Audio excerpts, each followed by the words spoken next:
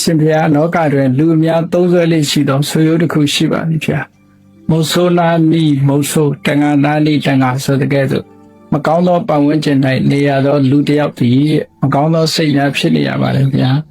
အဲ့ဒီစိတ်များကိုမိမိတဏ္ဍာနဲ့မဖြစ်ပွားအောင်မြည်သောစိတ်ထားဖြင့်နေထိုင်ရမည်ကိုညွှန်ပြပေးတော်မူပါတဲ့ဒါကတော့တတိနဲ့နေဖို့ဘယ်လိုနေရမယ်ဆိုတာခံယူချက်ပြည့်ပြည့်ဝဝရှိဖို့လိုတာပေါ့သူများပြောတဲ့လောက်မရောက်မို့တန်မအရေးကြီးတာပေါ့ပညာရှိတွေရဲ့အဆုံးအမကိုနားခံပြီးတော့ပညာရှိတဲ့ဆုံးမတဲ့လမ်းလာတဲ့အမှန်သူများနေတာကိုကြည့်ပြီးတော့မနေသင့်ဘူးပေါ့ဒီလိုပဲ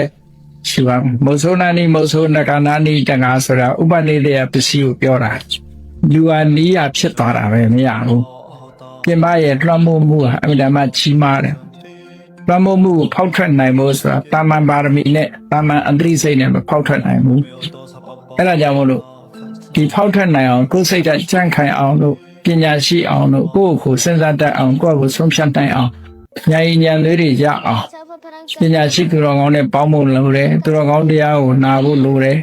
ဒီတရားတွေနဲ့ကိုယ်စိတ်ကိုကြံ့ခိုင်အောင်လုပ်နိုင်မှအဲ့ဒီတောင်ပတ်ဝန်းကျင်ကိုဖောက်ထွက်နိုင်လို့ဆိုမဖောက်ထွက်နိုင်ရောအောင်ပါတော့မှာပဲเนาะ